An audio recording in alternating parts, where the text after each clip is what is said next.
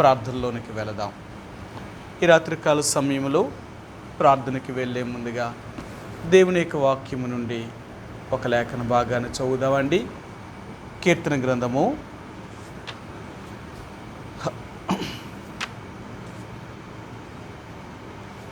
20వ అధ్యాయము.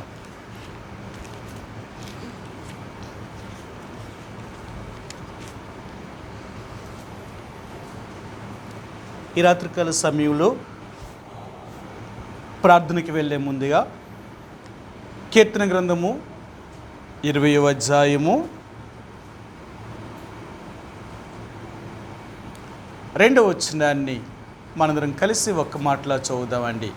మనందరం కలిసి ఈ 2వ వచనాన్ని మనం ఒక్క మాటలా చదువుదాం. చదవగలిగిన వారు నాతో కూడా కలిసి చదవడానికి ప్రయత్నం చేయండి. పరిశుద్ధ స్థలములో నుండి ఆయన నీకు సహాయము చేయునుగాక, సియోనులో నుండి నిన్ను ఆదుకొనుగాక. ఈ రాత్రికాల సమయంలో ప్రార్థనకి వెళ్ళే ముందుగా చదవబడిన లేఖనం భాగాన్ని దేవుడు దీవించునుగాక. మరి దేవుడు మనకి సహాయం చేయగలిగిన వాడు. ఎప్పుడైతే మనం యథార్థముగా దేవుని యొక్క సన్నిధిలో మనం జీవిస్తూ ఆయనకి తగినట్లుగా మనం ఉంటే తప్పక దేవుడి దగ్గర నుంచి మనకు సహాయం కలుగుతుందండి. ఎప్పుడు కూడా అనుమానించొద్దు. దేవుడిస్తాడా, చేయగలడా అని ఎప్పుడు కూడా మనం దేవుడి మీద అపనమ్మకాన్ని ఉంచొద్దు. ఎవరు ఉంచుతారు అంటే అవిశ్వాసులు, భక్తిహీనులు. వీరు మాత్రమే దేవుని నమ్మరు. విశ్వాసము కలిగిన విశ్వాసులుగా పిలువబడుతున్నవారు అంటే యథార్థముగా జీవించేవారు తప్పక వారు దేవుడి మీద ఆధారపడి జీవించేవారు. కాబట్టి రక్షించబడిన నీవు నేను కూడా మనం దేవుడి మీద ఆధారపడి జీవించేవారము. ఈ లోకములో ఉన్న మనుషుల మీద కానీ, వెండి బంగారముల మీద కానీ, ఆస్తుల మీద కానీ వీటిని మనం ఎప్పుడు కూడా ఆధారం చేసుకోము. ఎందుకంటే ఇవి ఉండొచ్చు, పోవచ్చు. ఇవి ఎప్పటికీ మనతో ఉండవు. చాలాసార్లు అనుకుంటాం, నాకేంటి ఇవన్నీ ఉన్నాయి, ఇంతమంది ఉన్నారు అనుకోవచ్చు. కొన్నిసార్లు వీళ్ళెవ్వరినీ కూడా లేకుండా కూడా దేవుడు చేయగలిగిన వాడు. అవునా? చాలాసార్లు చూడండి, మనం ఎవరైతే మన బలము, మన దన్ను లేక మన కుటుంబము అని మనం అనుకుంటామో కొన్నిసార్లు ఎవ్వరినీ లేకుండా అనేక రకాలైన పరిస్థితులు వచ్చి ఈ లోకముల నుంచి తీసుకెళ్ళినప్పుడు మనం చాలా దుఃఖపడతాం. అయ్యో, ఈరోజు నేను ఒంటరి వ్యక్తిని అయిపోయాను, నాకెంతో పెద్ద కుటుంబం ఉండేది కానీ ఈరోజు నాతో లేదు అని. ఎందుకంటే మనుషులు అనేవారు ఇంతే, ఎప్పుడు మనతో ఉండలేరు. రెండవదిగా ఆస్తుపాస్తులు అనేవి కూడా ఎప్పటికీ మనతో ఉండవు. అవి ఈరోజు ఉండొచ్చు, రేపు ఉండొచ్చు, ఒకవేళ కొన్ని సంవత్సరాలు మనతో ఉండొచ్చు. ఆ తర్వాత అయినా మనతో ఇవన్నీ మనల్ని వదిలిపెడతాయి. ఎందుకంటే ఈ భూమి మీద జీవించే ప్రతి మనిషి కూడా ఈ రెండింటిని అనుభవించాలి. కష్ట సుఖాలను రెండూ అనుభవించాలన్నమాట. అంటే సమృద్ధిలో కొంతకాలం ఉన్నారు అంటే లేములోని కొంతకాలం వెళ్తారు, లేములో కొంతకాలం ఉన్నారు అంటే సమృద్ధిలోని కొంతకాలం ఉంటారు. ఇలా ఈ రెండిటిని చూడాలి. ఈ రెండిటి యొక్క మరి పరిస్థితిని వాళ్ళు గ్రహించాలి. అందుకనే మానవుడికి దేవుడు సుఖ దుఃఖాలు రెండూ కూడా జత చేశాడన్నమాట. కాబట్టి దేవుని యొక్క బిడ్డలుగా ఏ పరిస్థితులు మనం వెళ్తున్నా, ఏ పరిస్థితుల్లో ఉన్నప్పటికీ కూడా మనం దేవుడి మీద ఆధారపడి బ్రతకవలసిన వారము. అందుకని మనకు ఎన్నోసార్లు చెప్తూ ఉంటాను, మీకు చూపిస్తూ ఉంటాను, దేవుడిని మీదే మనం ఆధారపడాలి కానీ ఈ లోకములో దేని మీద కూడా మనం ఆధారపడకూడదు. ఇవన్నీ కూడా నశించిపోయేవి. సరే, మీకు ఆ మాట చూపిస్తాను. యెహెజ్కేలు గ్రంథము. దేవుడు ఇశ్రాయేలు ప్రజలతో మాట్లాడుతున్నప్పుడు ఆయన ఇలాగూ జ్ఞాపకం చేశాడు. ఆయన ఏం జ్ఞాపకం చేశాడో చూపిస్తాను. క్షమించండి. ఇర్మియా గ్రంథము 9వ అధ్యాయము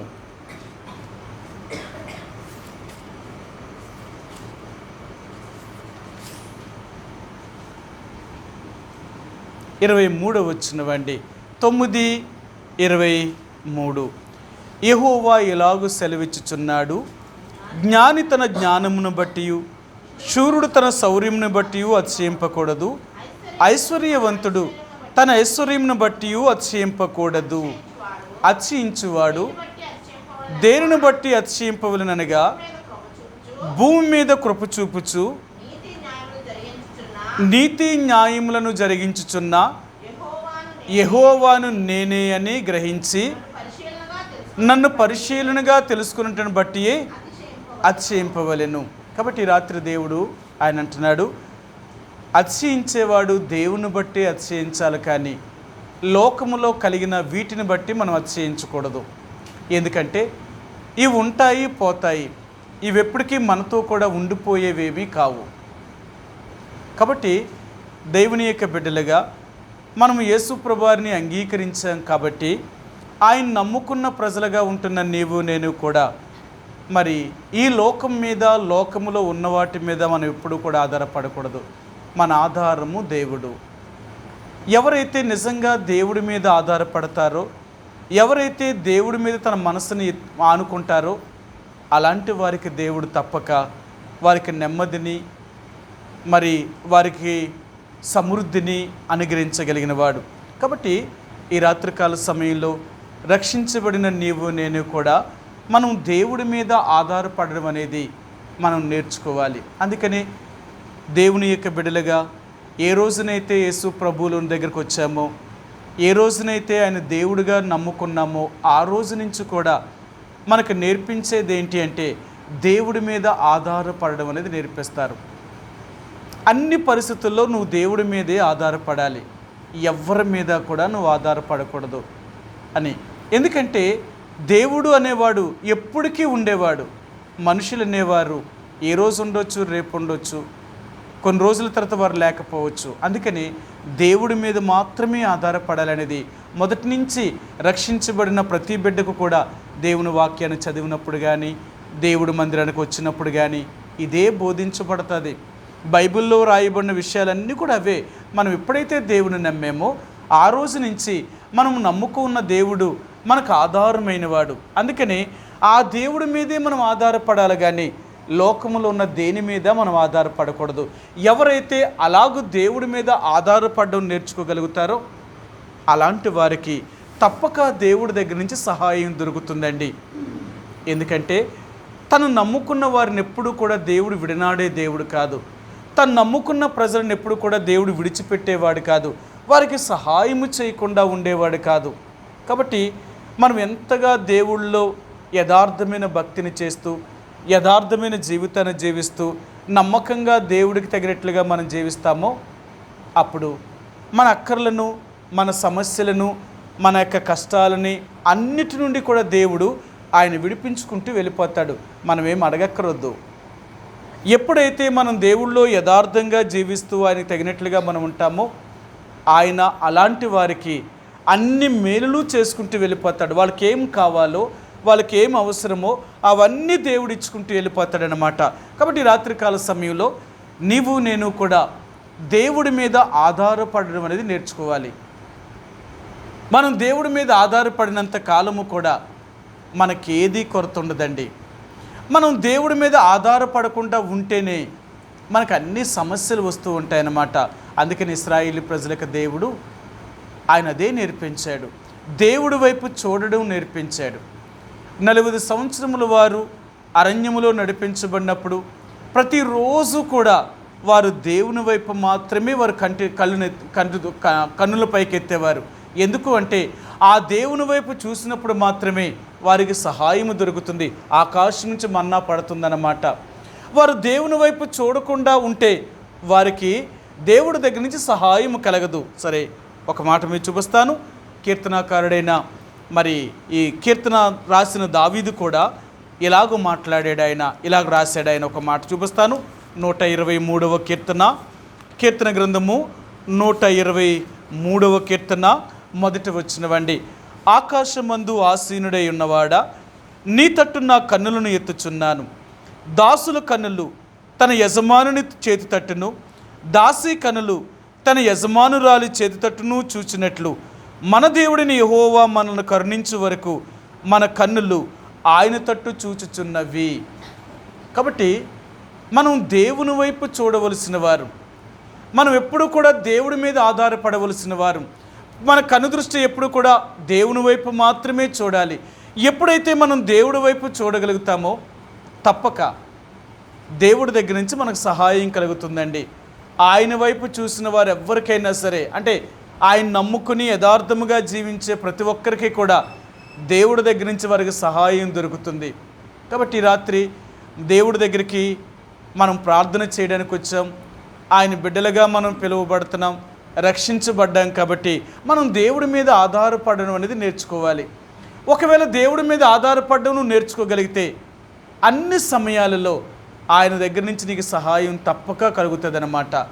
ఆయన మన కష్టాలన్నిటి నుండి, మన శ్రమలు, మన ఇబ్బందులన్నిటిలో నుంచి ఆయన విడిపించగలుగుతూ ఉంటాడు.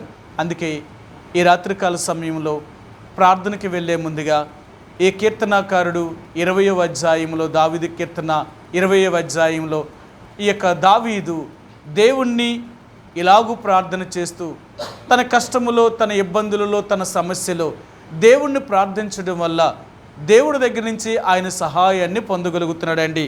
అందుకే నేను అంటున్నాడు, ఆయన కీర్తన 20వ అధ్యాయము 2వ వచనంలో ఆయన ఇలాగ చెప్తున్నాడు, ఆయన పరిశుద్ధ స్థలములో నుండి ఆయన నీకు సహాయము చేయునుగాక, సియోనులో నుండి నిన్ను ఆదుకొనుగాక.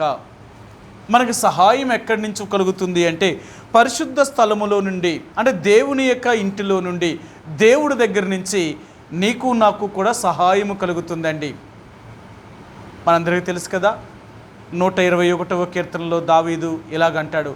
ఏమంటాడంటే, మరి ఆకాశం వైపు ఆయన అంటాడు, కొండల తట్టు నా కళ్ళెత్తుచున్నాను, నాకు సహాయం ఎక్కడి నుండి కలుగుననగా భూమి ఆకాశమును కలుగజేసిన యెహోవా వలనే నాకు సహాయం కలుగుతుంది అంటున్నాడు ఆయన. అంటే ఈ లోకంలో సహాయం చేసేవారు లేరా? సహాయం చేసేవారే ఉండరా? ఉంటారు. మనుషులు నీ కష్టం వచ్చినా, నీ బాధ వచ్చినా, నీ శ్రమ వచ్చినా నువ్వు సహాయం అడిగితే చేస్తారు. కానీ ఎంత చేస్తారు? ఆ పూటకు చేస్తారు, ఆ సమస్యకి చేస్తారు, లేక నీ సమస్య ఎంతైతే అంతా చేయలేరేమో, కొద్దిలో సగమైన వారు చేయగలుగుతారేమో. అలా కాదు. దేవుడి దగ్గరికి వస్తే ఆయన సహాయం చేస్తే పూర్తిగా చేస్తాడనమాట. ఆయన ఏదో కొద్దిగా ఇచ్చి వదిలేసేవాడు కాదు, ఏదో సగమిచ్చి వదిలేసేవాడు కాదు. ఆయన చేశాడు అంటే పూర్తిగా నీ సమస్యకి ఎంత, అంటే నీ కష్టానికి, నీ బాధకు, నీకున్న పరిస్థితికి ఎంత అవసరమో అంత ఇవ్వగలిగిన వాడు. నేను ఇంతే ఇస్తాను, ఎంత ఇవ్వలేను, నా దగ్గర లేదు అని దేవుడు ఎప్పుడు చెప్పడు. ఎందుకు చెప్పడు అంటే ఆయన ఐశ్వర్యవంతుడు. ఆయన దగ్గర లేదు అనేది ఏమీ లేదనమాట. ఆయన దగ్గర అంత ఉంది. ఆయన మనం అడగాలే కానీ యథార్థమైన మనసుతో ఆయన సమస్తము చేయగలిగిన వాడు. అందుకనే మనందరికీ తెలిసిన మాట ఏంటంటే, ఫిలిప్పీయులకు రాసిన పత్రిక 4వ అధ్యాయము 19వ వచనంలో ఆయన ఇలాగంటాడు, కాగా తన ఐశ్వర్యము చెప్పున క్రీస్తు యేసులో మీ ప్రతి అవసరము తీర్చబడుతుంది అంటాడు ఆయన.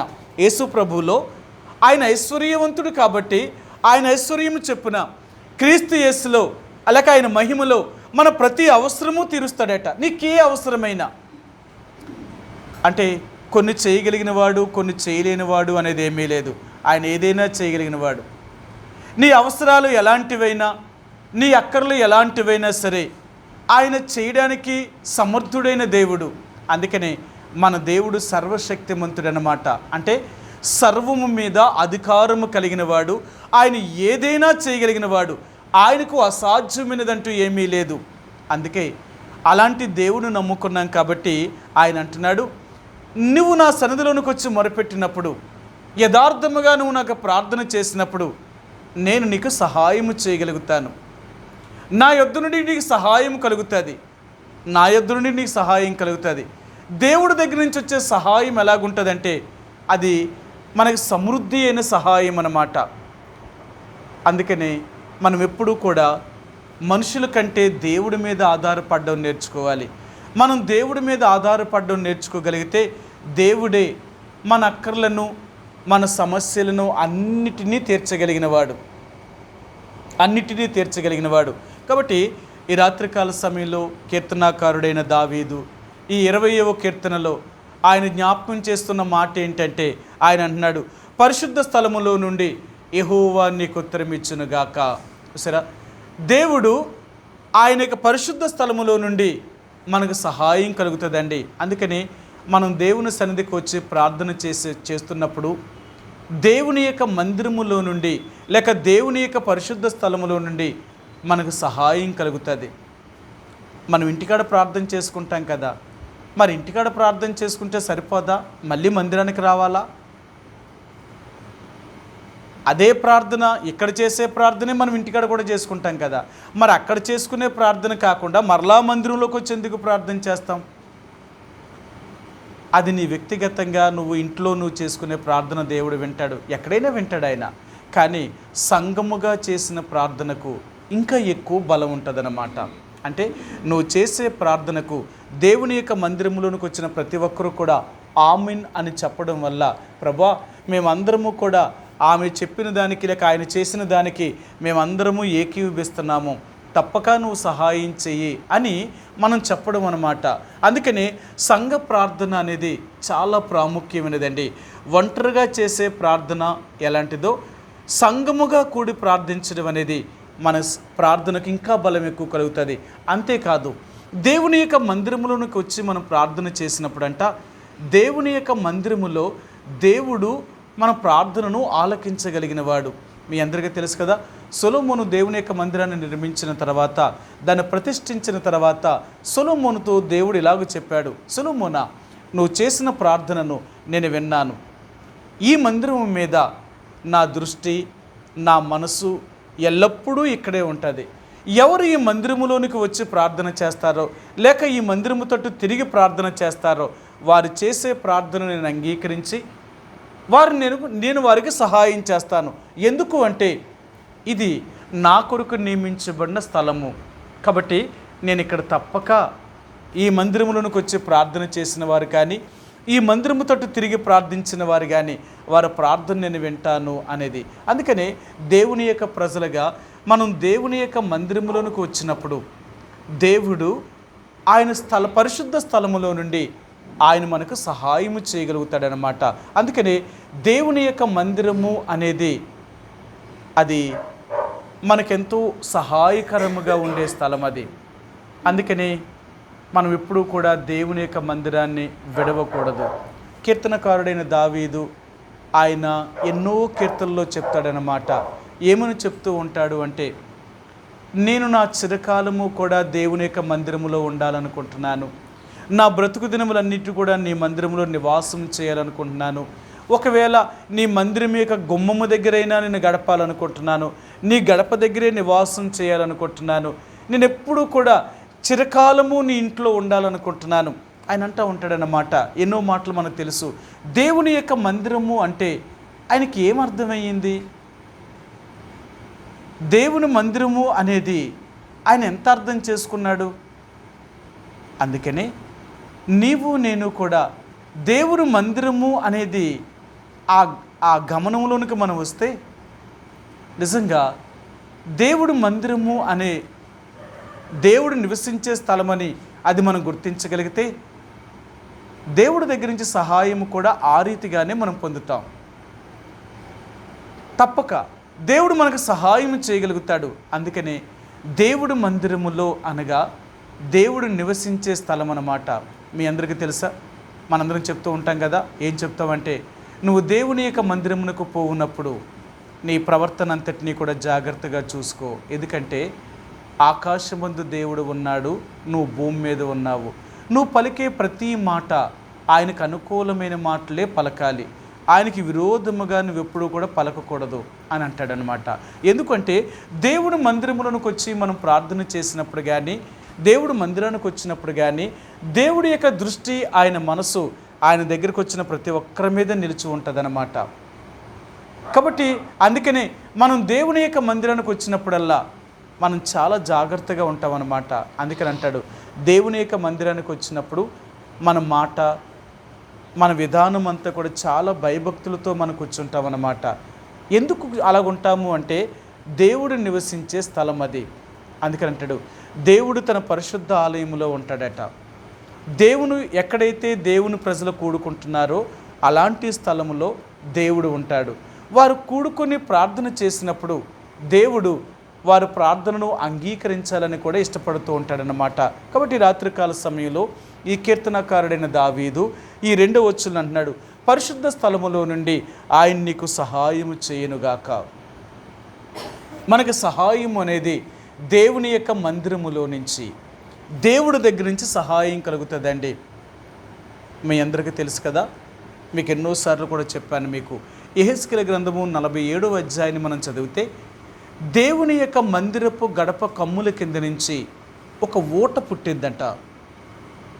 ఒక ఊట, ఆ ఊట ప్రవహించడం మొదలుపెట్టింది. ఆ గడప కమ్ముల కింద నుంచి నీరు ప్రవహించడం మొదలుపెట్టి అది వెళ్ళే కొలది ఆ నీరు ఒక నదిలా మారిపోతుంది. ఎంత పెద్ద నది అయిపోయింది అంటేనంట, ఈ ప్రవహించే ఈ నది అరాబా సముద్రంలోకి వెళ్ళి పడుతుందంట. దేవుని యొక్క మందిరపు గడప కమ్ముల కింద నుంచి ప్రవహిస్తున్న ఈ చిన్న ఊట ఇది పారుతూ ఇది వెళ్ళి సముద్రంలోకి వెళ్ళి పడుతుందంట. సముద్రంలోకి వెళ్ళి ఎప్పుడైతే పడుతుందో ఆ సముద్రము కూడా, ఉప్పు నీరు కూడా మంచి నీరుగా మారిపోతుంది. అంతేకాదు, ఈ నది ఎంత దూరమైతే ప్రవహించగలుగుతుందో ఆ నదికి ఇరువైపులా, ఇటువైపు అటువైపు కూడా ఆ గట్టుల మీద అనేకమైన చెట్లు ఉంటున్నాయంట. ఫలాలు ఇచ్చే చెట్లు, జీవవృక్షాలు. ఈ చెట్లు ఏం చేస్తున్నాయంటే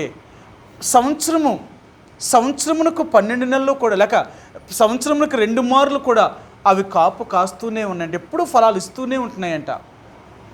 అక్కడతో ఆగలేదు. ఈ నదిలో అనేకమైన జలచరములు బ్రతుకుతున్నాయంట. ఈ నదిలో అనేకమైన జలచరములు బ్రతుకుతున్నాయి. ఈ నదిలో అనేకమైన జలచరములు బ్రతకడం వల్ల ఆ నది ఎంతో గొప్ప నది అయిపోయిందంట. అదేం అర్థం కావట్లేదు. దేవుడు ఆయన ఏమన్నాడు అంటే, నా మందిరపు నదిలో నుంచి, అంటే నా మందిరపు గడప కమ్ముల నుంచి ప్రవహిస్తున్న ఆ నీరు ఎంత దూరమైతే ప్రవహించగలుగుతుందో అంత దూరము కూడా అనేకమైన జలచరములు బ్రతుకుతున్నాయి, అనేకమైన వృక్షములు బ్రతుకుతున్నాయి. అంతేకాదు, 3వదిగా ఇది సముద్రంలోకి వెళ్ళి పడడం వల్ల సముద్రపు నీరు కూడా, ఉప్పు నీరు కూడా మంచి నీరుగా మారిపోయింది, మంచి నీరుగా మారిపోతుంది. ఏంటిది అంటే ఇదే దేవుని యొక్క వాక్యం అన్నమాట. దేవుని వాక్యానికి ఎంత శక్తి ఉంది అంటే, దేవుని యొక్క వాక్యాన్ని ఎవరైతే వింటారో, ఎవరైతే చదువుతూ ఉంటారో, ఈ వాక్యము వారిలో నుంచి ఒక నదిలా ప్రవహిస్తూ ఉంటుందన్నమాట. మనందరికీ తెలుసు, యోహాను సువార్త 7వ అధ్యాయంలో లేక 6వ అధ్యాయంలో ఇలా చెప్తాడనమాట, వాని కడుపులో నుండి జీవజల నదులు ప్రవహిస్తాయట. ఎవరైతే యేసు ప్రభునందు విశ్వాసం ఉంచారో, విశ్వాసం ఉంచిన వారి యొక్క కడుపులో నుండి జీవజల నదులు ప్రవహిస్తాయట. ఒక నది వారిలో నుండి బయటకు వస్తుందట. ఈ నీరు అంటే ఈ నది అనేది అంటే వారి హృదయంలో నుంచి వచ్చే దేవుని యొక్క వాక్యము లోకములో ఉన్న అనేక వాటిని బ్రతికించగలుగుతూ ఉంటాయన్నమాట.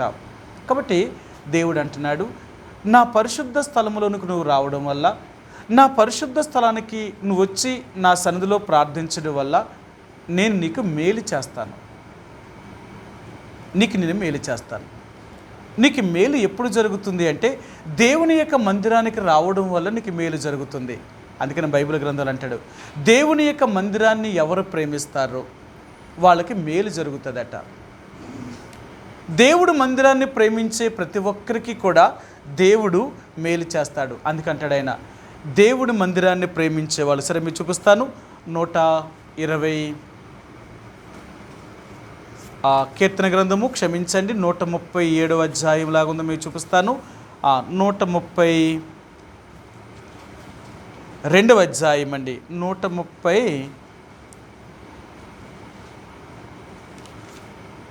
క్షమించండి 122వ అధ్యాయము, 122వ అధ్యాయము 122వ అధ్యాయము 6 వచ్చినవండి. యెరూషలేము యొక్క క్షేమము కొరకు ప్రార్థన చేయడి. యెరూషలేమా, నిన్ను ప్రేమించువారు వర్ధిల్లుదురు.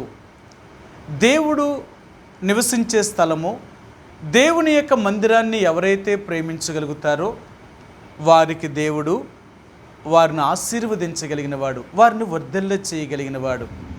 కాబట్టి ఈ రాత్రి నీవు నేను కూడా దేవుని యొక్క సన్నిధిలోనికి వచ్చాం. కాబట్టి నిజంగా ఆయన దగ్గర నుంచి మనకు సహాయం కలగాలి అంటే ఆయన మీద మనం ఆధారపడాలి. ఎప్పుడైతే మనం దేవుడి మీద ఆధారపడడం నేర్చుకోగలుగుతామో అప్పుడే ఆయన మనకు సహాయం చేయగలుగుతాడు. ఎవరైతే దేవుడి మీద ఆధారపడడం నేర్చుకుంటారో వారు ఆయన దగ్గరికి వచ్చి మొరపెడతారండి. అర్థమైందా? దేవుడి మీద ఆధారపడిన వాళ్ళందరూ కూడా ఆయన సన్నిధికి, ఆయన మందిరానికి వచ్చి ఆయన సన్నిధిలో వారు కనపడతారు. ఎందుకంటే ప్రభా, నా ఆధారము నువ్వు కాబట్టి నీ సన్నిధిలోనికి నేను వచ్చాను, నాకు నువ్వు సహాయం చేయి. ఈ రాత్రికాల సమయంలో మనం ప్రార్థనకి వెళ్ళే ముందుగా పరిశుద్ధ స్థలంలో నుంచి మనకు సహాయం కలగాలి అంటే దేవుడి మీద ఆధారపడడం అనేది నేర్చుకోవాలి. ఎవరైతే దేవుడి మీద ఆధారపడడం నేర్చుకుంటారో వాళ్ళకి తప్పక దేవుడు సహాయం చేయగలుగుతాడు. రెండవదిగా వారు ప్రార్థనను దేవుడు సఫలము చేయాలి అంటే దేవుడి మందిరాన్ని ప్రేమించాలి. మన జీవితంలో దేవుడి మందిరాన్ని ప్రేమించాలి. ఎప్పుడైతే మనం దేవుడి మందిరాన్ని ప్రేమించడం నేర్చుకుంటామో ఆయన మనల్ని ప్రేమిస్తాడనమాట.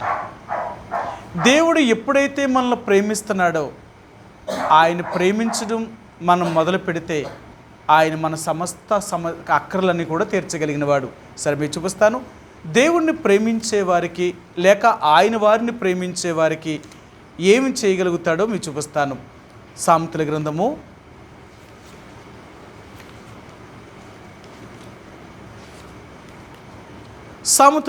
8వ అధ్యాయము 17-18 వచనాలండి. నన్ను ప్రేమించు వారిని నేను ప్రేమించుచున్నాను, నన్ను జాగ్రత్తగా వెదికివారు నన్ను కనుగొందురు. ఐశ్వర్య ఘనతలను స్థిరమైన కలిమియు నీతియు నా యొద్ద ఉన్నవి. ఆయన అంటున్నాడు, నన్ను ఎవరు ప్రేమిస్తారో నేను వారిని ప్రేమిస్తాను. అంటే మనం దేవుణ్ణి ప్రేమించుచున్నాము అని ఎలా రుజువు చేస్తాం? మనకి చాలాసార్లు చెప్తూ ఉంటాం కదా, దేవుణ్ణి ప్రేమించేవారు దేవుడి మందిరాన్ని ప్రేమిస్తారు. దేవుని మందిరాన్ని ప్రేమించేవారు దేవుని ప్రజలను ప్రేమిస్తారు. అర్థమైందా? అందుకని అంటాడు, నిజంగా మనం దేవుణ్ణి ప్రేమిస్తున్నాము అంటే ఆయన ప్రేమను క్రియల్లో చూపిస్తాం. ఆయన ప్రేమను క్రియల్లో చూపిస్తాం. దేవుణ్ణి ప్రేమించే ప్రతి ఒక్కరూ కూడా దేవుడి మందిరాన్ని ప్రేమిస్తారట. అందుకనే దావీదు గురించి దేవుడు ఆయన మాట్లాడినప్పుడు కానీ ఆయన రాసినప్పుడు కానీ ఇలా చెప్తూ ఉంటాడు, దావీదు దేవుణ్ణి ఎంతో ప్రేమించాడట. ఎంత ప్రేమించాడు అంటే దేవుని యొక్క మందిరం మీద తనకున్న మక్కువ లేక తనకున్న ప్రేమ ఎంతంటే తనకు కలిగిందంతా కూడా దేవుడికి ఇచ్చేయడానికి ఇష్టపడ్డాడు. తనకు కలిగిందంతా ఇవ్వడానికి ఇష్టపడ్డాడు. ఎందుకు దావీదు దేవుణ్ణి అంత ప్రేమించినాడు అంటే ఆయన మీదున్న దేవుడి మీదున్న ఆయనకున్న ప్రేమ. దేవుడి మీదున్న ఆయన ప్రేమను ఎలా చూపించాడు అంటే దేవుడి మందిరాన్ని ప్రేమించడం చూపించాడు ఆయన కదా. సరే, మీరు చూపిస్తాను. 26వ కీర్తన గ్రంథము 26వ అధ్యాయము 26వ అధ్యాయము 8వ వచనమండి. 26:8 యెహోవా నీ నివాస మందిరమును నీ తేజో మహిమ నిలుచు స్థలమును నేను ప్రేమించుచున్నాను. సరే, దేవుణ్ణి ప్రేమించే వాళ్ళందరూ కూడా దేవుడి మందిరాన్ని ప్రేమిస్తారట, దేవుని ఇంటిని ప్రేమిస్తారట. అంతే కదా. చూడండి, లోకములో ఉన్న వాటిని ప్రేమించేవారు వాటితోటే ఉంటారు.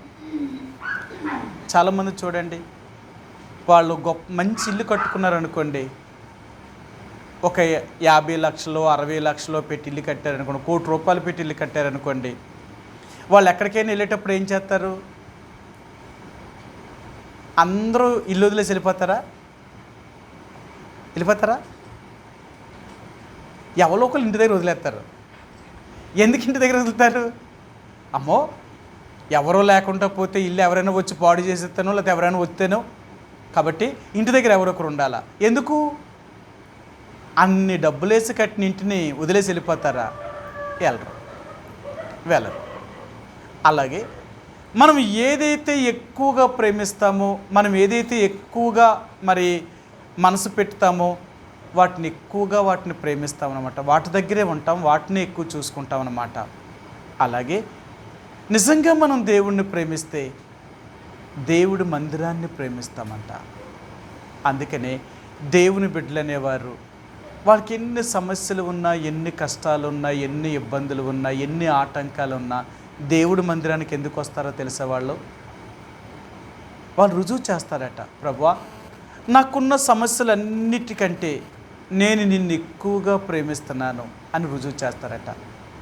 దేవుడు మందిరానికి వాళ్ళు వచ్చేటప్పుడు దేవుడి కంటే వాళ్ళకు ముఖ్యం ఏమీ ఉండదట. ఎన్ని పనులున్నా, వాళ్ళకి ఎంత లాభసాటి ఉన్నా అవన్నీ దేవుడి కోసం వదిలేస్తారు. నా దేవుడి కంటే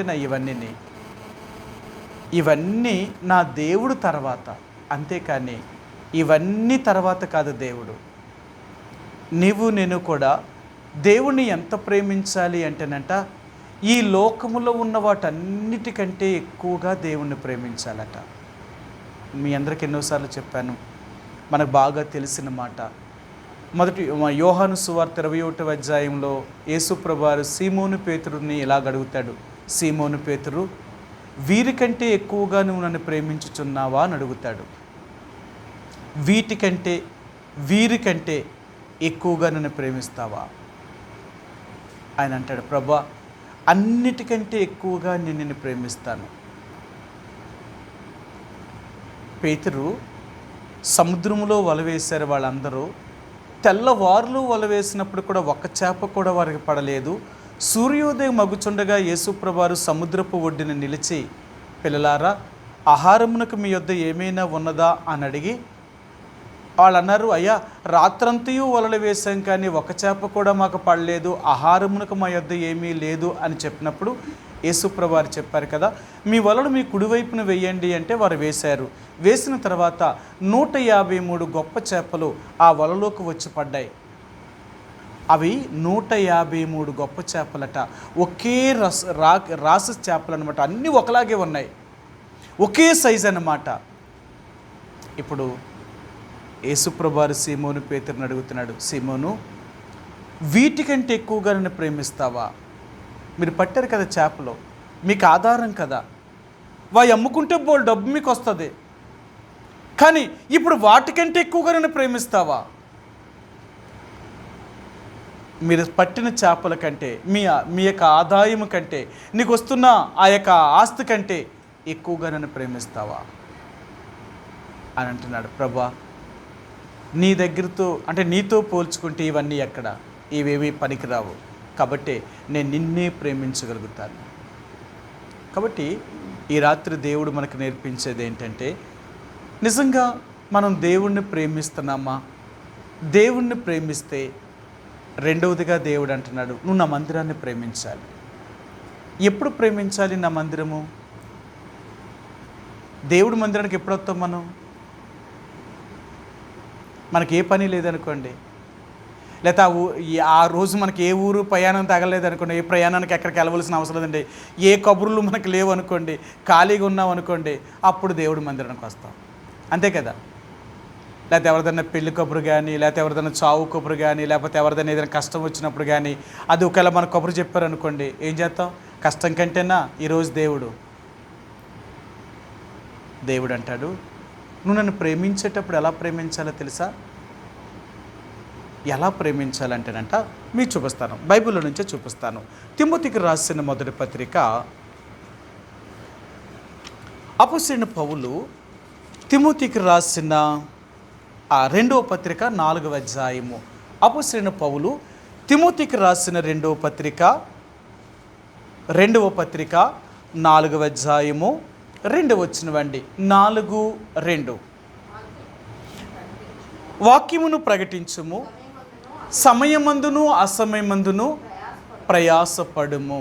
చూసారా, మనం దేవుడి దగ్గరికి ఎప్పుడు ఎలా ఏం చేయాలట? సమయమందును అసమయమందును. నీకు సమయం ఉన్నప్పుడు దేవుడి దగ్గర రావడం కాదు, మరి ఎప్పుడు రావాలట?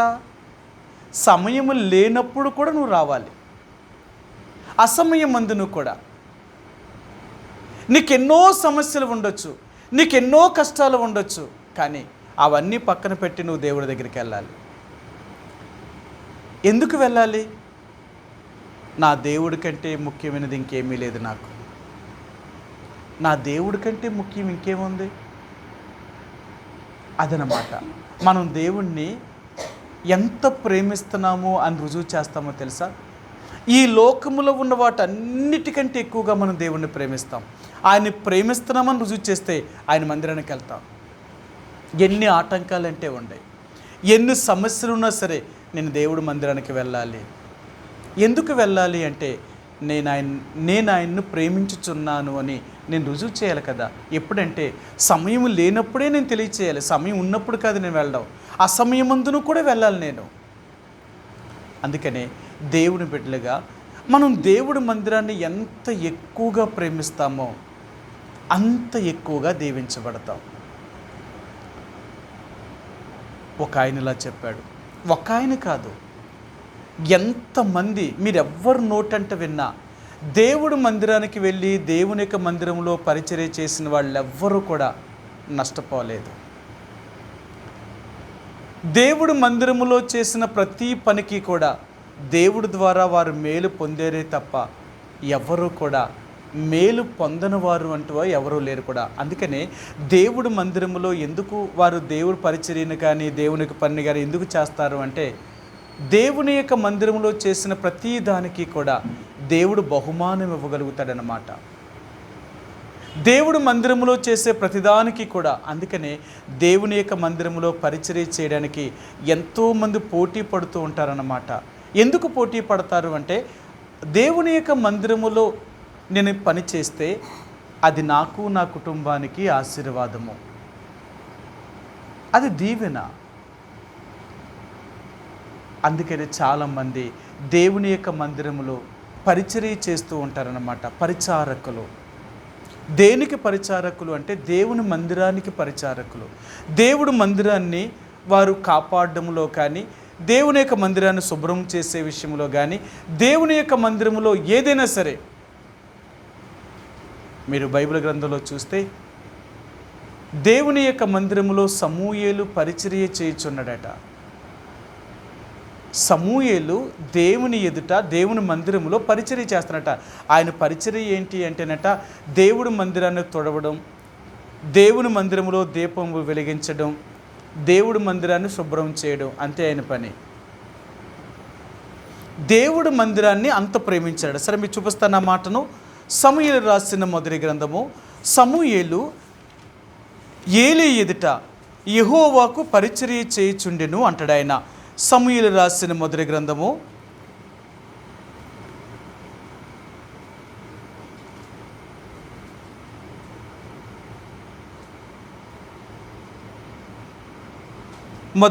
మొదటి వచనం, 3వ అధ్యాయము 1వ వచనం.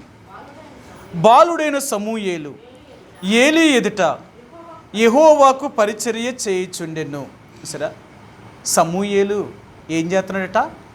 పరిచర్య చేస్తున్నాడట. ఏంటి ఆయన పరిచర్య? ఇదే పరిచర్య. అర్థమైందా? ఇదే పరిచర్య. ఏంటంట? సరే, ఆయన చేస్తున్న పరిచర్య ఏంటో చూద్దామండి. అయితే 3వ వచనం. దీపము ఆరిపోక మునుపు సమూయేలు దేవుని మందసమున్న యెహోవా మందిరములో పండుకొండి ఉండగను. సరే, అతడి పని ఏంటి అంటేనంట, దీపములు ఆరిపోకుండా చూడవలసిన పని అంట. దేవుని యొక్క మందిరాన్ని శుభ్రము చేసే పని అది. నిజంగా చాలామంది ఇప్పటికీ కూడా దేవుడి మందిరం అంటే వాళ్ళు ఎంత ఉద్యోగం చేసుకున్నా దేవుడి మందిరానికి వచ్చి ప్రతిరోజు దేవుడి మందిరాన్ని తుడిచి దేవుడి మందిరం శుభ్రం చేసి వెళ్తూ ఉంటారు వాళ్ళు. ఇప్పటికీ కూడా ఎందుకంటే వాళ్ళు అంటారు, నా దేవుడు మందిరం మీద ఉన్న నా మక్కువ. ఇలాగ చేయడం వల్ల నేను దేవుడు మందిరంలో చేసే ప్రతిదానికి కూడా దేవుడు నన్ను ఆశీర్వదిస్తాడు. నేను మార్టిన్ గారు షాలేంలో ఉండేటప్పుడు ప్రతిరోజు కూడా వాళ్ళ ఉద్యోగాలు అయిపోగానే 5:30కి మందిరానికి వచ్చి చీపుర్లు తీసుకొని మొత్తం మందిరం అంతా తుడిచి, ఆ హాలు ఆవరణం అంతా తుడిచి, ఆ చెత్త అంతా ఎత్తేసి సంచుల్లో ఎత్తి పెట్టి మళ్ళీ వెళ్ళిపోయేవారు. మళ్ళీ అలాగే వచ్చేవారు. ప్రతిరోజు వాళ్ళ పని ఏంటంటే మందిరమును శుభ్రం చేయడం. ఎన్నో చెట్లు ఉంటాయన్నమాట. షాలేంలో ఎన్ని చెట్లు, మామిడి చెట్లు, ఎన్ని చెట్లు చాలా ఉన్నమాట, కాము చెట్లు, ఇవన్నీ ఎన్ని ఆకులు పడిపోయినా మీరు ఎప్పుడు మార్టిన్ గారు బ్రతుకున్నంత కాలం కూడా ఒక్క ఆకు కూడా కనిపించేది కాదు. ఎంత శుభ్రం చేసేవారంటే ఎక్కడ మందిరము కానీ మందిరం చుట్టూ కానీ అంత పరిసర ప్రాంతాల్లో ఒక చెట్టు ఆకు కూడా కనిపించదు అన్నమాట మీరు ఆ ఆవరణంలో. ఎందుకంటే ప్రతిరోజు మందిరాన్ని అంతా ఆవరణం అంతటిని శుభ్రం చేస్తారు. అలా సామాన్యులు కాదు, మంచి మంచి ఉద్యోగాలు చేసుకునేవాళ్ళు. అలాగే చేయడం వల్ల వాళ్ళ పిల్లలందరూ కూడా ఇప్పుడు ఏమయ్యారు తెలుసా, ఉన్నతమైన స్థానంలోకి వెళ్ళిపోయారు. అదే వాళ్ళు చెప్తారు, ఈరోజు మా పిల్లలు ఎంత దీవించబడ్డానికి గల కారణం ఏంటంటే మేము దేవుడు మందిరాన్ని ప్రేమించడం, పరిచర్య చేసాం మేము దేవుడు మందిరానికి. అంతే, ఏదో వాక్యం బోధించడమే పరిచర్య కాదు. దేవుని యొక్క మందిరంలో ఏ చిన్న పని చేసినా అది దేవుని కోసం నువ్వు చేసిన పరిచర్యే. అర్థమైందా? ఏలీ ఇలాగ చేయడం వల్లంట దేవుడు ఏలీని ఏం చేసి, అంటే సమూయేలు ఇలా చేయడం వల్లంట సమూయేలుని దేవుడు ఏం చేశాడో మీకు చూపిస్తాను. సమూయేలుని దేవుడు ఏం చేశాడో మీకు చూపిస్తాను. ఈ సమూయేలు రాసిన మొదటి గ్రంథము 3వ అధ్యాయంలో సమూయేలుని దేవుడు ఏం చేశాడంటేనంట, మరి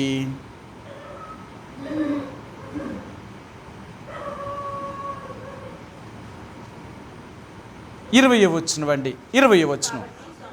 కాబట్టి సమూయేలు యెహోవాకు ప్రవక్తగా స్థిరపరచబడినని దాను మొదలుకొని బేర్షెబా వరకు ఇశ్రాయేలీలందరూ తెలుసుకొనిరి.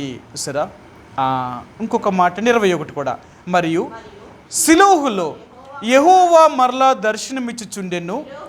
షిలోహులో యెహోవా తన వాక్కు చేత సమూయేలునకు ప్రత్యక్షమగుచూ వచ్చెను. సమూయేలు మాట ఇశ్రాయేలీలందరిలో వెల్లడి ఆయెను. గొప్పోడైపోయాడు సమూయేలు. ఇశ్రాయేలీ ప్రజలందరిలో గొప్పోడయ్యాడు. ఎందుకు దేవుడు అంత గొప్పవాడిని చేశాడో తెలుసా? దేవుని యొక్క మందిరంలో పరిచర్య చేశాడు. దేవుని యొక్క మందిరంలో అతడు పరిచర్య చేయడం వల్ల, దేవుని యొక్క మందిరంలో అతడు పరిచర్య చేయడం వల్ల ఏమైంది అంటే దేవుడు అతన్ని గొప్ప వ్యక్తిగా చేశాడనమాట. దేవుడు అతన్ని గొప్పవాడిగా చేశాడు. కాబట్టి ఈ రాత్రి మనకి కూడా అన్ని దేవుడు అంటే, మనం నిజంగా దేవుడిని ప్రేమిస్తున్నాము అంటే దేవుడు మందిరాన్ని కూడా ప్రేమించు. మనం దేవుడు మందిరాన్ని ఎంత ప్రేమిస్తామో అంత దీవించబడతాం. మీకు తెలుసు కదా, సరే చూపిస్తాను.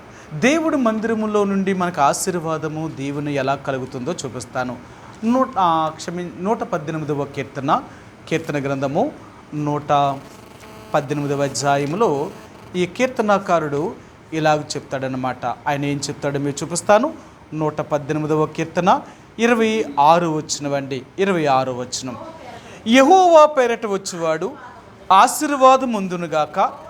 యెహోవా మందిరములో నుండి మిమ్మును దీవించుచున్నాను. సరే, దేవుని యొక్క మందిరములో నుండి మనం దీవించబడతామంట.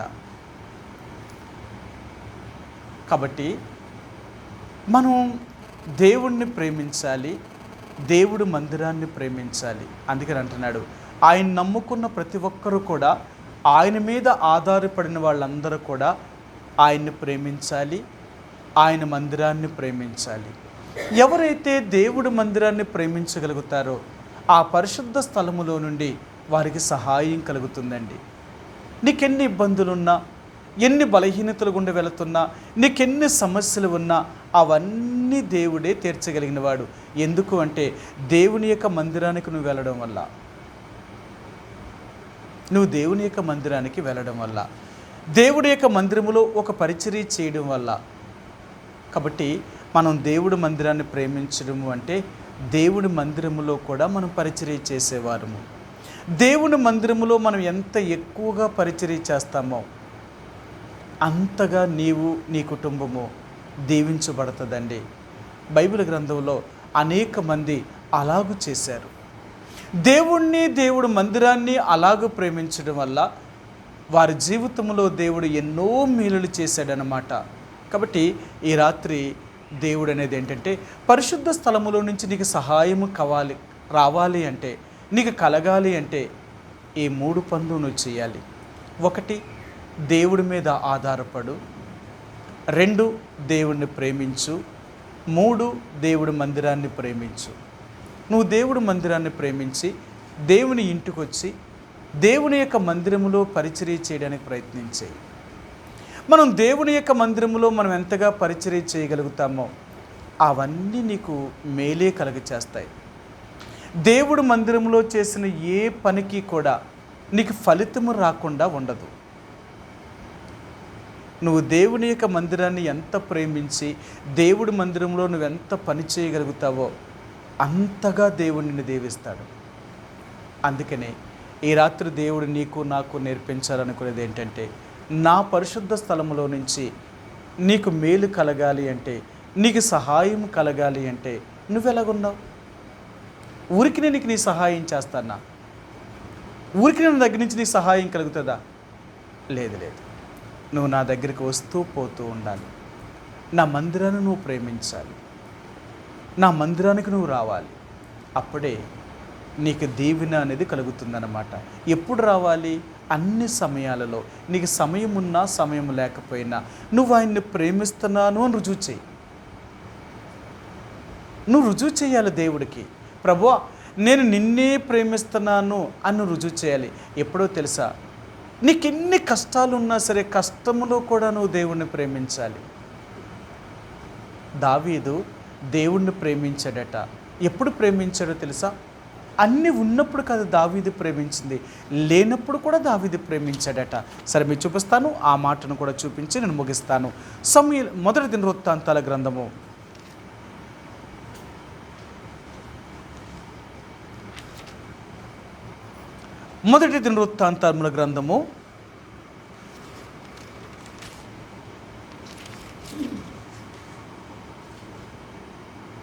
29వ అధ్యాయము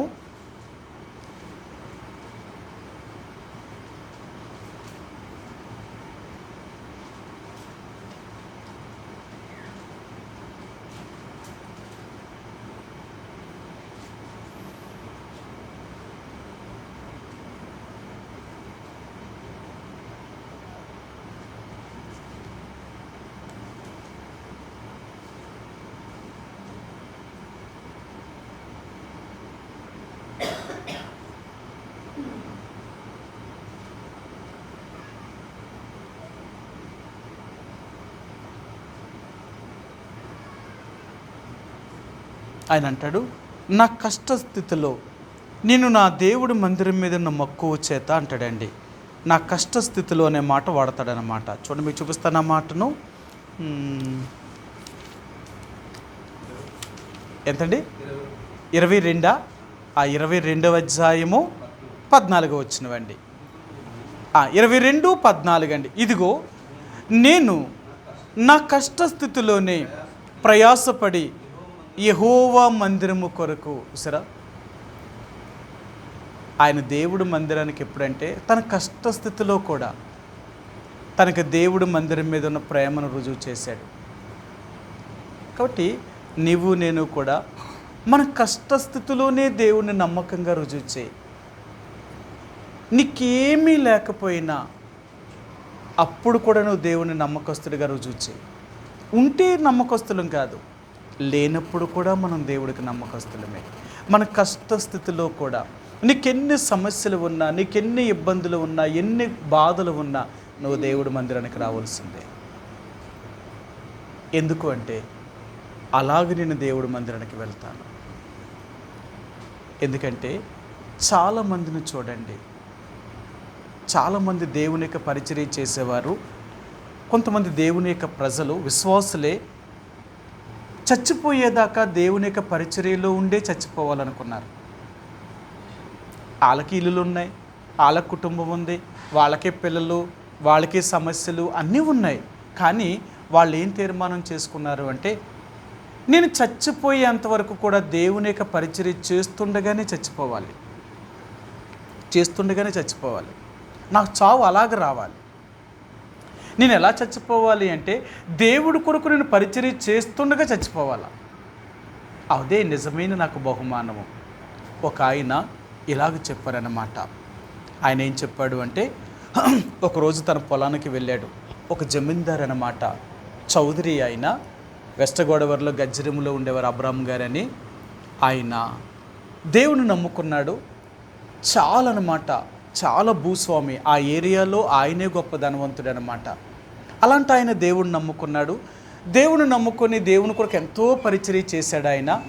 ఆ తర్వాత ఏం జరిగిందంటే, ఒకరోజు ఆయన పొలానికి వెళ్ళి మోటార్ వేయడానికి, అంటే పొలానికి నీరు పెట్టడానికి మోటార్ వేయడానికి వెళ్ళాడనమాట. వెళ్తే ఆ మోటార్ వేసే దగ్గరికి వెళ్తున్నప్పుడు ఆయన గుండెపోటు వచ్చిందనమాట. ఆ గుండెపోటు వస్తే ఆ బాధ తట్టుకోలేక పడిపోయాడు అన్నమాట. కింద పడిపోయి చాలా బాధపడుతున్నాడు. నిజంగా అక్కడే చచ్చిపోతాడేమో అనుకున్నాడు ఆయన. కానీ ఆ టైంలో దేవుడికి ఇలా ప్రార్థన చేశాడట, ప్రభువా, నీ కోసం నేను ఎంత నమ్మకంగా జీవించాను, నీ కొరకు నేను ఎన్ని చేశానో నీకు తెలుసు కదా. ఇలాంటి ఒక అనాథలా నేను చంపేస్తావా? ఇప్పుడు నేను ఎలా చచ్చిపోవాలా? ఒక దిక్కులేని చావు నేను చచ్చిపోతున్నాను. ఇప్పుడు కానీ ఇలా చచ్చిపోయానంటే నీ నామానికి ఏంటి ఘనత కలుగుతుంది చెప్పు. చూడమ్మా, దేవుళ్ళో ఎంతో జీవించాడు, ఎంతో నమ్మకంగా బతికాడు, దిక్కులేని చావు చచ్చిపోయాడు, పొలానికి వెళ్ళాడు.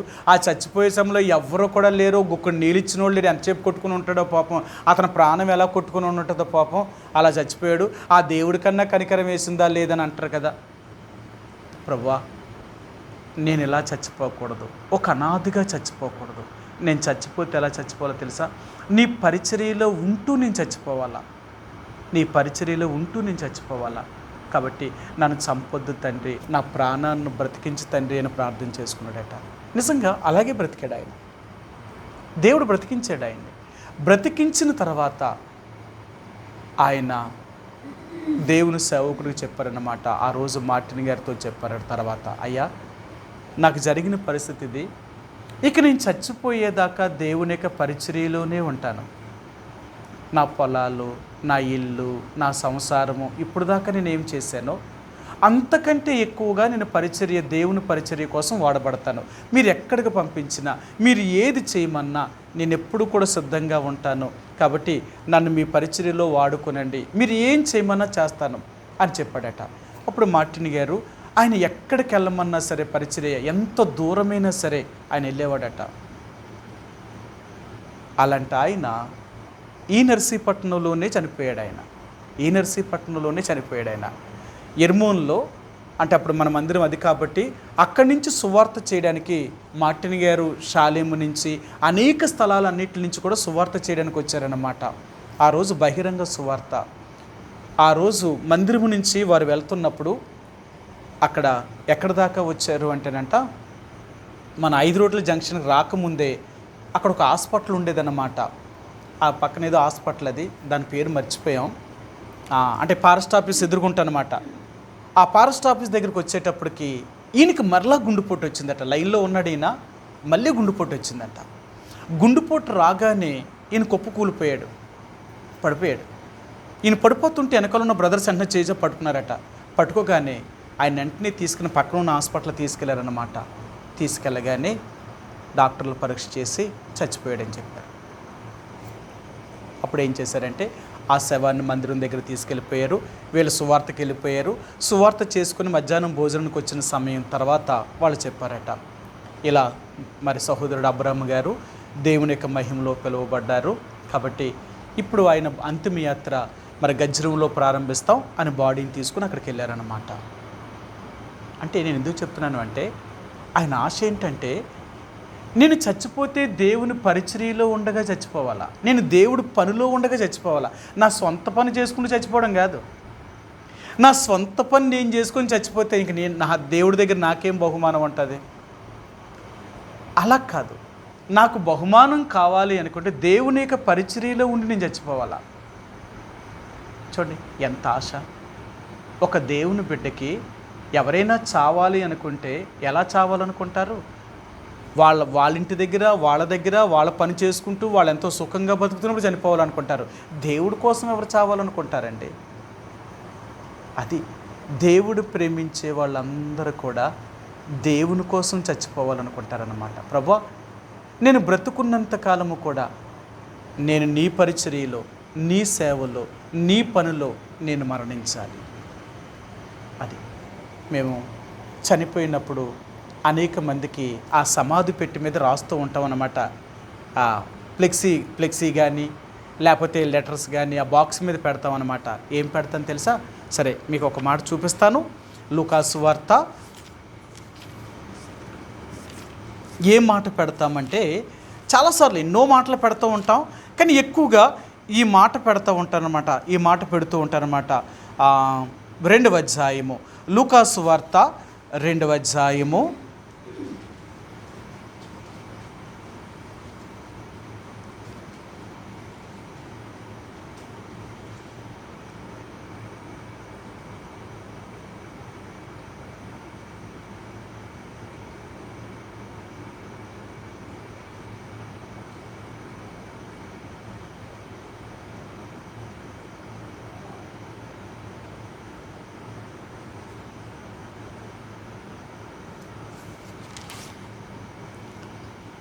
'అతడు సేవా దినములు సంపూర్తి చేయబడిన తర్వాత అతడు అంటాడు, అతడు తన ఇంటికి తిరిగి మరలా ఆయన వెళ్ళెను అంటాడండి. సరే, మీకు చూపిస్తాను.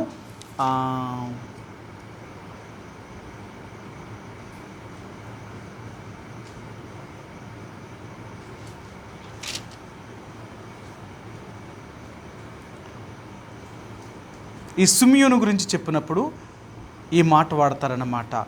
ఈ సిమియోను ఆయన ఎలాగ మరణించాడు అంటే, తన సేవ చేయ దినములు సంపూర్తి అయినప్పుడు అతడు తిరిగి తన ఇంటికి వెళ్ళెను అంటాడండి.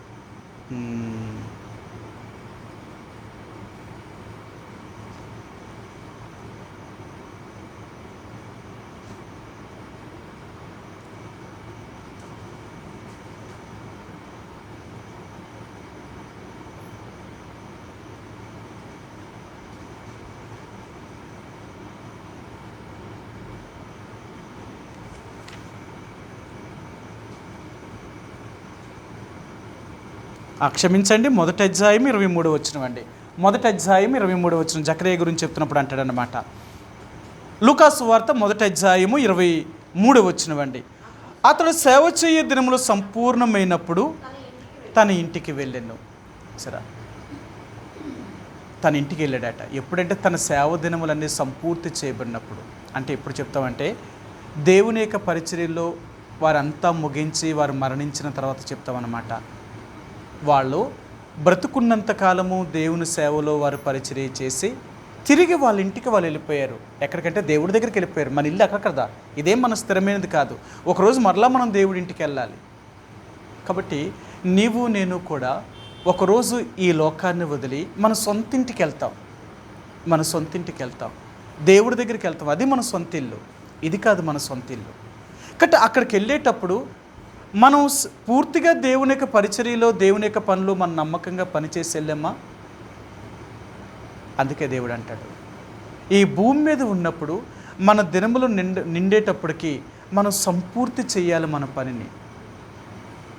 ఆ పరిచర్యలో, ఆ దేవుని యొక్క పనిలో మనము నిమగ్నమయ్యి, ఆ పరిచర్యలో మనం ఎంతో సహకరించి మనం ఈ లోకాన్ని విడిచిపెట్టాలి.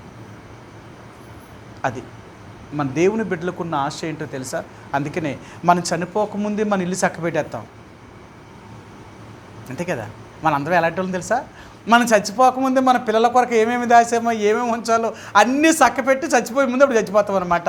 ఇక మీకు ఏ కష్టాలు ఉండవు, మీకు ఏ బాధలు ఉండవు, మీకోసం అన్నీ సంపాదించేసాం, ఇగో అని వాళ్ళ చేతిలో పెట్టి మనం పోవడానికి ఇష్టపడతాం. అంతేనా? అంతే కదా. మీ అందరికీ తెలుసు కదా, దేవుడు హిజ్కియాని రమ్మన్నప్పుడు చెప్పాడు, హిజ్కియా నువ్వు చచ్చిపోతావు కాబట్టి నీ ఇల్లు చక్కబెట్టుకో అన్నాడు. అంటే ఏంటి, నీ తర్వాత నీ కొడుకుని ఏమన్నా రాజ్యం చేసుకుంటావా చేసుకో, నీ ఇంట్లో ఉన్న సమస్యలను కూడా చక్కడేసుకో ముందు అంటున్నాడు. అంతే కదా, నిజమే. అలాగే మనం ఈ లోకం నుంచి మన సొంత ఇంటికి వెళ్ళేటప్పుడు మనమేం చక్కపెట్టాం దేవుని యొక్క పరిచర్యలో, మనమేం చేస్తాం దేవుని యొక్క పనిలో, ఆ పరిచర్యకి మనం ఎలా సహకారులుగా ఉన్నాం. అది దేవుని బిడ్డలుగా నీవు నేను కూడా ఈ లోకములో మనం చచ్చిపోయేటప్పటికి దేవుని యొక్క పరిచర్యను ముగించి మనం మరణించాలి. ఆ పరిచర్యలోనే మనం ముగించాలన్నమాట. అందుకనే దేవుని బిడ్డలకు చనిపోయేదాకా విశ్రాంతి లేదు. ఉందంటారా? రిటైర్మెంట్ అంటారు కదా, రిటైర్మెంట్ ఎవరికి? ఉద్యోగం చేసే వాళ్ళకి, అంతేనా? ఒక 62 సంవత్సరాలు చేశారనుకోండి, వాళ్ళు రిటైర్మెంట్ అయిపోతారు. ఇప్పుడు దేవుడిని నమ్ముకున్న తర్వాత మనకి రిటైర్మెంట్ ఉందా? రిటైర్డ్ అయిపోతామా? దేవుడే ఇంక నాకు 70 సంవత్సరాలు వచ్చాయి, ఇంక నేను ఏం చేయలేను, ఇంక నేను పడుకుంటాను, ఇప్పుడుదా చేశాను కదా, ఇక నేను అయిపోయానని చెప్పడానికి ఏం లేదు. నువ్వు చచ్చేదాకా చేస్తానే ఉండాలి. అందుకని దేవుని బిడ్డలకి రిటైర్మెంట్ ఎక్కడంటే వాళ్ళు చచ్చిపోయిన తర్వాతే. అందుకని ప్రభువునందు నిద్రించిన వారు ధన్యులు, వారు తమ ప్రయాసముల వాని విశ్రాంతి పొందుతారు. అప్పుడు మనకు విశ్రాంతి. మనం చచ్చిపోతేనే విశ్రాంతి. భూమి మీద బ్రతుకున్నంత సేపు మనకు విశ్రాంతి లేదు. దేంట్లో? దేవుని కోసం. మన ఇల్లు, మన కుటుంబం, మన బిడ్డల చక్కెట్టుకోవడంలో కాదు. మన యాతన అంతా ఏడు తెలుసా? నా సంసారం, నా ఇల్లు, నా యాతన. బతుకున్నంత సేపు అదే మన యాతన. అలా చేస్తేనంట చచ్చిపోయిన తర్వాత మనకు నెమ్మది ఉండదట.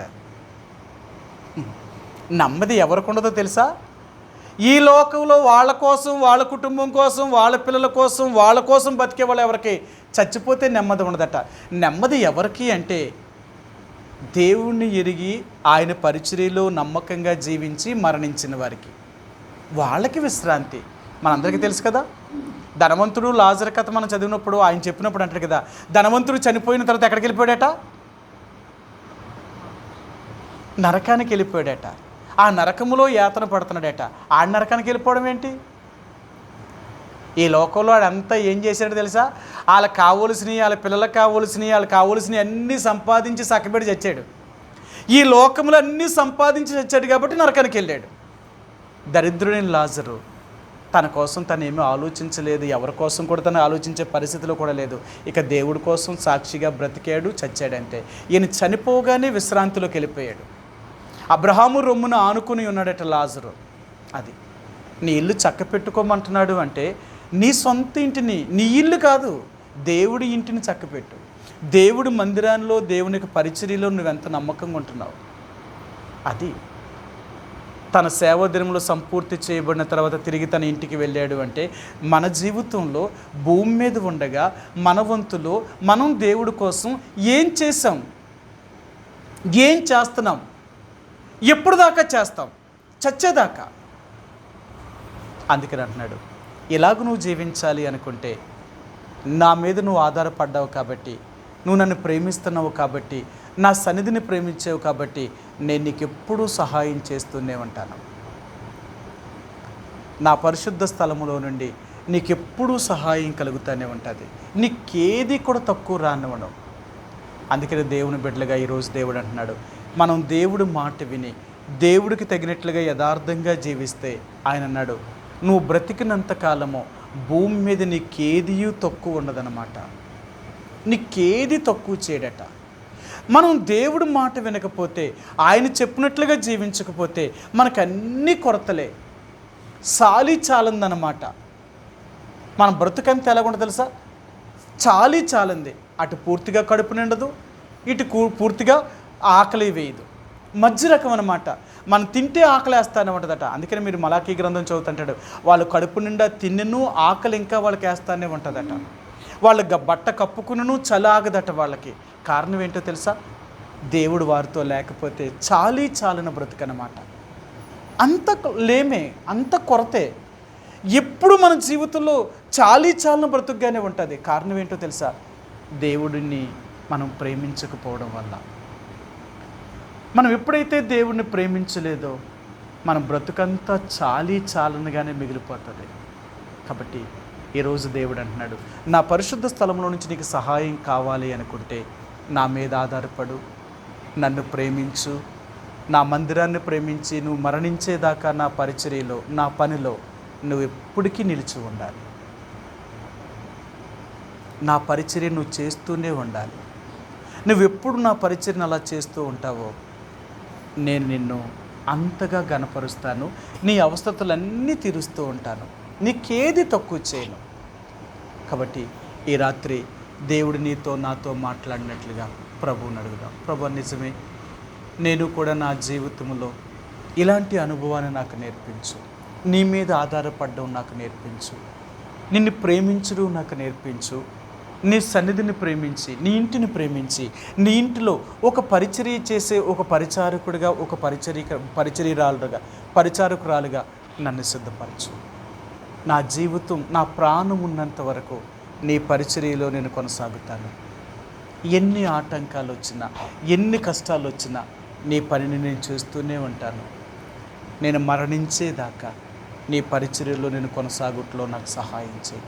ఎప్పుడూ కూడా నిర్లక్ష్యము కానీ, సోమరతనము కానీ, దేవా నీ సన్నిధికి వచ్చేటప్పుడు ఇలాంటి ఏది కూడా నీ నుంచి నన్ను దూరం చేయకున్నట్లుగా, ఎన్ని పరిస్థితులు నాకు ఎదురైనా నిన్ను, నీ ఇంటిని, నీ పరిచర్యలో నిన్నెప్పుడూ పాలు పంపులు పొందే వ్యక్తిగా నన్ను సిద్ధపరచు అని కొద్ది సమయం ప్రభువుకు మనం అప్పగించుకుందామండి. ఆ తర్వాత మనం ప్రార్థనలో గడుపుదాం. దేవుని పరిచర్య కొరకు, దేవుని బిడ్డల కొరకు, మరి మనం ప్రతిసారి చేస్తున్న మరి పరిచర్య కొరకు ప్రార్థించేయండి. మన కొరకు మాత్రమే కాదు, చెదిరి ఉన్న పరిశుద్ధులైన వారు, దేవుని యొక్క రక్తమిచ్చి కొనబడిన దేవుని యొక్క ప్రజలు, వారు ఎక్కడున్నప్పటికీ కూడా వారి కొరకు ప్రార్థన చేయండి. మరి మన రాష్ట్రంలో, మన దేశంలో, ప్రపంచ దేశాలను దేవుని పరిశుద్ధులైన వారి కొరకు, దేవుని రక్తమిచ్చి కొనబడిన దేవుని యొక్క మరి ప్రజల కొరకు, దేవుని యొక్క దైవజనుల కొరకు, అనారోగ్యంతో ఉన్న వారి కొరకు, రక్షణ లేని వారి కొరకు, బాధించబడుతున్న వారి కొరకు ఇలాగా మరి ప్రార్థన చేద్దాం. స్థానిక సంఘం కొరకు ప్రార్థన చేయండి. దేవుని బిడ్డల యొక్క అవస్థల కొరకు, అనారోగ్యంతో ఉన్న వారి కొరకు, ఆత్మీయంగా చల్లారుతున్న వారి కొరకు కూడా ప్రార్థన చేద్దాం. అలాగే తిరిగి ఆదివారం పరిచర్య కొరకు ప్రార్థన చేయండి. ఇక్కడ కొండపల్లిలో నిలబడే వారిని దేవుడు అభిషేకించి వాడుకునేలాగా ఇలాగా కొద్ది సమయం ప్రభు యొక్క సన్నిధిలో ఒకరి తర్వాత ఒకరు ప్రార్థన చేద్దామండి. కొద్ది సమయం ప్రార్థనలో కొనసాగుదాం.